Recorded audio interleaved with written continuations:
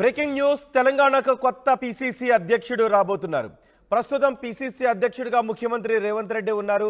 TPCC chief కోసం ఇప్పుడు పెద్ద ఎత్తున లాబింగ్ జరుగుతోంది. రేసులో పలువురు కీలక నేతలున్నారు.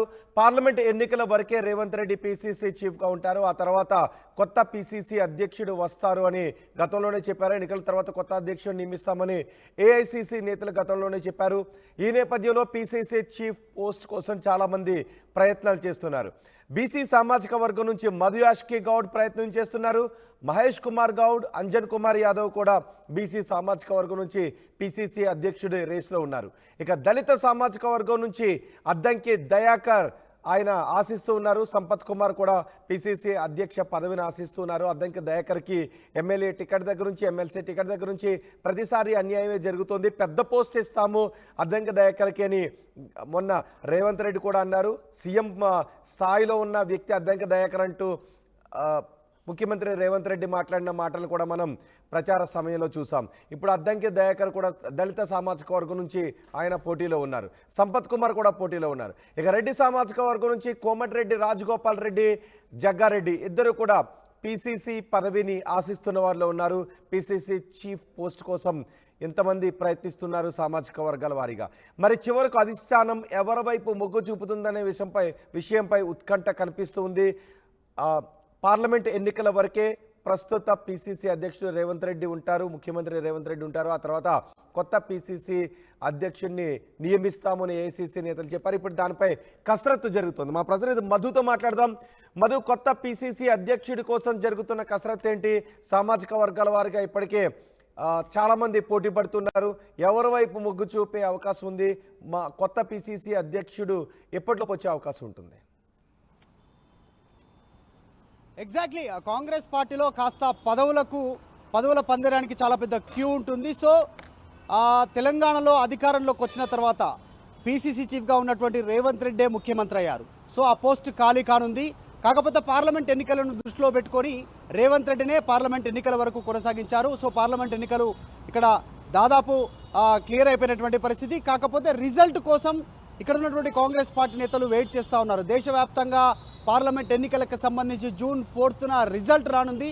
రిజల్ట్ తర్వాత ఇక్కడ వచ్చేటువంటి సీట్ల ఆధారిత సంఖ్య మేరకు కాంగ్రెస్ పార్టీ ప్రెసిడెంట్గా తెలంగాణ నుంచి ఎవరు ఎన్నుకోబడనున్నారు అనేటువంటిది భారీగా చర్చ కాంగ్రెస్ పార్టీలో ప్రస్తుతం జరుగుతూ ఉంది. ముఖ్యంగా అనుకున్నటువంటి సీట్లు అంటే పీసీసీ చీఫ్గా ముఖ్యమంత్రిగా ఉన్నటువంటి రేవంత్ రెడ్డి చెప్తున్నట్టుగా 13-14 సీట్లు వస్తే మాత్రం రేవంత్ రెడ్డి సూచన మేరకు పీసీసీ చీఫ్ని ఇక్కడ నియమించే అవకాశం ఉంది. రేవంత్ కొంచెం స్టాండింగ్ చాలా పెద్ద ఎత్తున ఆయన గట్టిగా నిలబడే అవకాశం ఉంటుంది. పార్టీలో ఆయన చెప్పిందే ఏఐసీసీ నేతలు కన్సిడర్ చేసే అవకాశం ఉంటుంది.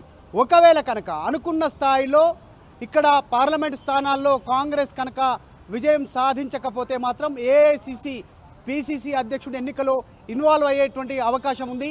సో ప్రస్తుతానికి మాత్రం చాలా పెద్ద క్యూ ఉంది. బీసీ సామాజిక వర్గం నుంచి మధు యాష్కి గౌడ్, మాజీ ఎంపీ, 2 సార్లు ప్రస్తుతం ప్రచార కమిటీ చైర్మన్, ఆయన ముందు వరుసలో ఉన్నారు.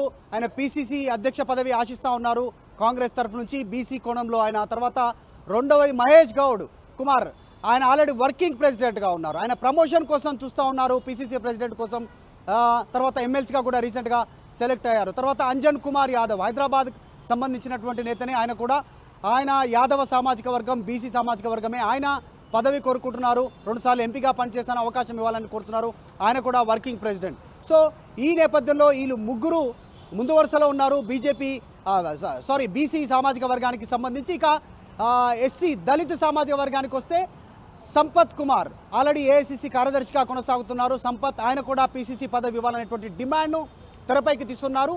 రీసెంట్గా నాగర్ కర్నూల్ పార్లమెంట్ సీట్ ఆశించినప్పటికీ అధిష్టానం ససేమీరా అనడంతో పీసీసీ పదవి కనీసం ఇవ్వాలి అనేటువంటి దానిపైన ఆయన అధిష్టానం పైన ఒత్తిడి తెస్తా ఉన్నట్టుగా తెలుస్తూ ఉంది. అదొకటి ఉంటే అద్దంకి దయాకర్ అటు తుంగతుర్తిలో ఆయన పోటీ చేయలేకపోయారు. ఎమ్మెల్యే సీటు దక్కలేదు. ఏఐసీసీ అధిష్టానం ఇచ్చినట్టు ఆయనకు సీటు ఇవ్వలేదు. అక్కడ వేరే అభ్యర్థికి ఇచ్చారు. ప్రచారం చేయమంటే ప్రచారం చేశారు, మద్దతు చేయమంటే మద్దతు తెలిపారు. తర్వాత జరిగినటువంటి ఎమ్మెల్సీ స్థానంలో కూడా ఆయనకు అవకాశం దక్కలేదు. సో ఆయన పీసీసీ పదవి ఆశిస్తున్నట్టుగా తెలుస్తూ ఉంది అటు దళిత వర్గాల నుంచి. ఇక రెడ్డి సామాజిక వర్గానికి వస్తే సంగారెడ్డి మాజీ ఎమ్మెల్యే జగ్గారెడ్డి ముందు వరుసలో ఉన్నారు. మొదటి నుంచి ఆయన గలం విప్తా ఉన్నారు. నాకు పిసిసి పదవి ఇస్తే పార్టీని ఇంకా చాలా స్పీడ్గా ముందుకు తీసుకెళ్తాను, ఆ రకమైనటువంటి ఫార్ములా నా దగ్గర ఉంది అంటూ జగ్గారెడ్డి కూడా తెరపైకి వస్తూ ఉన్నారు. ఇదన్నీ పక్కన పెడితే మంత్రి పదవి ఆశిస్తున్నప్పటికీ కూడా రాజగోపాల్ రెడ్డి, కోమటిరెడ్డి ఆయన పేరు తెరపైకి వస్తూ ఉంది. ఆయన మంత్రి పదవి ఆశిస్తూ ఉన్నారు. కానీ ఇవన్నీ మధ్య మార్గంగా పిసిసి ప్రెసిడెంట్ నల్గొండ జిల్లాకి ఇస్తే ఎలా ఉంటుంది? మహబూబ్ నగర్ ఉమ్మడి పాలమూరు జిల్లా నుంచి ముఖ్యమంత్రి రేవంత్ రెడ్డి ఉన్నారు కాబట్టి నల్గొండ జిల్లాకి అక్కడ పిసిసి పదవి ఇవ్వాలనేటువంటి చర్చ కూడా పార్టీలో ఉంది. అక్కడ కూడా కోమటిరెడ్డి, రాజగోపాల్ రెడ్డి వరుస ఆయన క్యూలో ఆయన కూడా రెడ్డి సామాజిక వర్గం నుంచి ముందు వరుసలో ఉన్నట్టుగా చర్చ జరుగుతూ ఉంది. సరే, ఇదంతా ఒకే ఎత్తు అయితే ముఖ్యంగా కాంగ్రెస్ పార్టీలో ఏ ఆధారితంగా పదవుల పంపకాలు ఉంటాయి అనేటువంటి దానికి రీసెంట్గా జరిగిన డెవలప్మెంట్స్. రెడ్డి సామాజిక వర్గం, రేవంత్ రెడ్డి ముఖ్యమంత్రి, తర్వాత మంత్రులు కూడా ఎక్కువగా అగ్రవర్ణాలకు సంబంధించిన వాళ్ళే ఉన్నారు. బీసీ సామాజిక వర్గానికి చెందినటువంటి రెండు మంత్రి పదవి ఇచ్చారు. ఒకటి పొన్నం ప్రభాకర్, కొండా సురేఖ, ఇద్దరు, ఒకరు మహిళ ఒకరు పురుషులు, ఇద్దరికి అవకాశం ఇచ్చారు. తర్వాత మిగతా అంతా రెడ్డి సామాజిక వర్గం, అగ్రవర్ణాలు ఉన్నాయి. తర్వాత డిప్యూటీ సీఎంకి వస్తే దళిత వర్గానికి ఆల్రెడీ డిప్యూటీ సీఎం ఇచ్చారు. 2 కీలక శాఖలు ఇచ్చారు. తర్వాత ఆర్థిక శాఖ, తర్వాత విద్యుత్ శాఖ 2 బట్టి విక్రమకి ఇచ్చారు. కాబట్టి ఈ విషయంలో అనేక సామాజిక కోణాలను పరిగణలోకి తీసుకునే అవకాశం ఉంది. కాబట్టి ఈసారి పిసిసి పదవి ఎంపికకు సంబంధించి బీసీలకు అత్యంత ప్రాధాన్యం దక్కే అవకాశం ఉంది. రెడ్డి, దళితులకు ఆల్రెడీ అత్యున్నత స్థానాలు దక్కాయి. కాబట్టి బీసీకి ఖచ్చితంగా పార్టీ అవకాశం ఇచ్చే అవకాశం ఉందనేటువంటిదే చర్చ ఎక్కువగా ఉంది. రీసెంట్గా జరిగినటువంటి పార్లమెంట్ ఎన్నికల్లో కానీ బీసీలకు తక్కువ సీట్లు ఇచ్చారనేటువంటి చర్చ ఉంది. సో ఆ నేపథ్యంలో మధుయాష్కి గౌడ్ కానీ లేదు అంటే అంజన్ కుమార్ యాదవ్ కానీ అవకాశం దక్కే పరిస్థితులు ఎక్కువగా ఉన్నాయి పార్టీలో. మధుయాష్కి గౌడ్ 2 సార్లు ఎంపీగా పనిచేశారు, తెలంగాణ ఉద్యమంలో హీరోలుగా ఉన్నారు. రాహుల్ గాంధీకి సంబంధించినటువంటి అత్యంత కీలక కోటరీలో కీలక సభ్యుడిగా ఉన్నారు.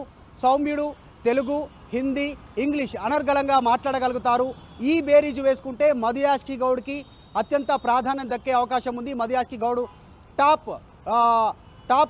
టాప్లో ఉంది, మొదటి వరుసలో ఆయన పేరు వినిపిస్తూ ఉంది, పార్టీలో చర్చ జరుగుతూ ఉంది. లేదు యాదవ ఈక్వేషన్ బీసీలోనే తీసుకుంటే, యాదవ సామాజిక వర్గాన్ని పెట్టుకుంటే రేవంత్ రెడ్డికి అత్యంత సన్నిహితంగా మెలిగేటువంటి అంజన్ కుమార్ యాదవ్ను తెరపైకి తీసుకునే అవకాశం ఉంది. కానీ అంజన్ కుమార్ యాదవ్ కొన్ని మైనస్ పాయింట్ల గురించి కూడా కాంగ్రెస్ పార్టీలో చర్చ కొనసాగుతూ ఉంది. తెలుగు, హిందీ వరకు మేనేజ్ చేయగలిగిన, ఇంగ్లీష్ మేనేజ్ చేసేటువంటి పరిస్థితిలో అంజన్ కుమార్ యాదవ్ లేరు అనేటువంటిది కూడా పార్టీలో ఒక్కొక్క రకంగా కోణంకి చర్చకు తావిస్తూ ఉంది. కానీ మహేష్ గౌడ్కి ఆల్రెడీ రీసెంట్గా ఎమ్మెల్సీ ఇచ్చారు కాబట్టి ఆల్రెడీ వర్కింగ్ ప్రెసిడెంట్గా ఉన్నారు.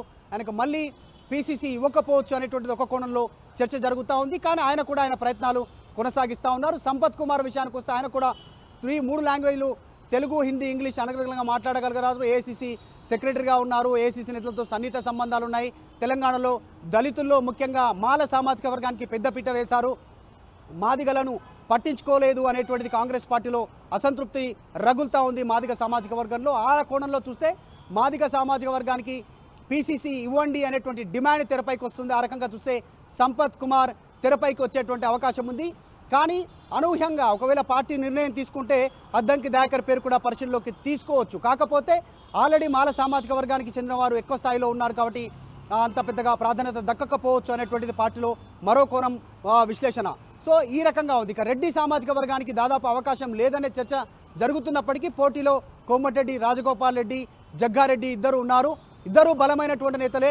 ఇద్దరు కూడా అటు మొత్తం ఉమ్మడి మెదక్ జిల్లాను శాసించేటువంటి స్టేజ్లో జగ్గారెడ్డి ఉండగా, ఉమ్మడి నల్గొండ జిల్లాను శాసించేటువంటి స్టేజ్లో రాజకీయాల్లో కాంగ్రెస్ పార్టీలో ఇటు కోమటిరెడ్డి, రాజగోపాల్ రెడ్డి ఉన్నారు. సో ఈ ఈక్వేషన్లను బట్టి కాంగ్రెస్ పార్టీ నిర్ణయం తీసుకునే అవకాశం ఉంది. కొద్దిసేపటి క్రితం ఆర్టీవీ నేను స్వయంగా దీపా దాస్ మున్షి కాంగ్రెస్ పార్టీ తెలంగాణ ఇన్ఛార్జ్తో ఆమెతో మాట్లాడినటువంటి సందర్భంలో ఆమె ఒక మాట అన్నారు.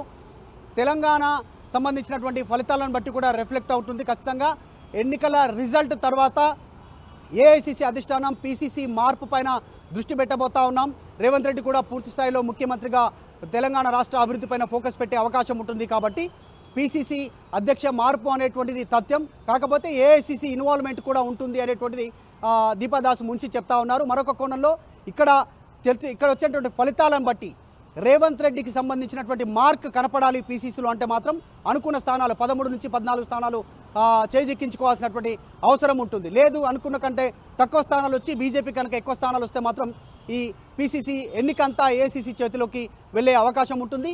బీసీని ఎక్కువగా తెరపైకి తీసుకునే అవకాశం ఉంటుంది. రేవంత్ రెడ్డి కూడా బీసీ వైపే మొగ్గు చూపుతా ఉన్నారు. కాకపోతే మధుయాష్కి గౌడ్ వైపు ఉండరా అనేటువంటిది చర్చ కొనసాగుతూ ఉంది. మధుయాష్కి ఆల్రెడీ ఏఐసిసి నేతలతో సంప్రదింపులు చేస్తూ ఉన్నారు, రెగ్యులర్గా కాంటాక్ట్ చేస్తూ ఉన్నటువంటి సిచ్యువేషన్ కొనసాగుతూ ఉంది. రైట్ మధు, తెలంగాణ కొత్త పిసిసి అధ్యక్షుడు ఎవరు? తెలంగాణ అధ్యక్షుడిగా ఎవరు బాధ్యతలు తీసుకోబోతున్నారు? ముఖ్యమంత్రి రేవంత్ రెడ్డి తర్వాత అనేది ఇప్పుడు చర్చనీయాంశంగా మారింది. టీపీసీసీ చీఫ్ పదవి కోసం పెద్ద ఎత్తున లాబింగ్ జరుగుతోంది, పెద్ద ఎత్తున పోటీ పడుతున్నారు. రేసులో చాలామంది కీలక నేతలు ఉన్నారు. పార్లమెంట్ ఎన్నికల వరకే రేవంత్ రెడ్డి పిసిసి అధ్యక్షుడిగా కొనసాగుతారు. ఎన్నికల తర్వాత ఫలితాల తర్వాత కొత్త అధ్యక్షుడిని నియమిస్తామని గతంలోనే ఏఐసిసి నేతలు ప్రకటించారు. ఈ నేపథ్యంలో పిసిసి చీఫ్ పోస్ట్ కోసం చాలామంది నేతలు ప్రయత్నిస్తున్నారు. బీసీ సామాజిక వర్గం నుంచి, దళిత సామాజిక వర్గం నుంచి, రెడ్డి సామాజిక వర్గం నుంచి ఇలా సామాజిక వర్గాల వారీగా నేతలు ఏఐసిసి దగ్గర ప్రయత్నాలు చేస్తున్నారు. అయితే కొత్త పిసిసి అధ్యక్షుడి నియామకంలో ఎవరి మార్కు కనిపిస్తుంది? రేవంత్ రెడ్డి మార్కు కనిపిస్తుందా? తెలంగాణలో సీనియర్ నేతల మార్కు కనిపిస్తుందా? లేకపోతే పూర్తిగా ఏఐసిసి మార్కే కనిపిస్తుందా అనేది ఇప్పుడు చర్చనీయాంశంగా మారింది. ఎన్నికల రిజల్ట్స్ తర్వాత కొత్త పిసిసి అధ్యక్షుడిని నియమించే అవకాశాలు ఉన్నాయి. ఇప్పటికే ఎవరి ప్రయత్నాలు వారు చేస్తూ ఉన్నారు.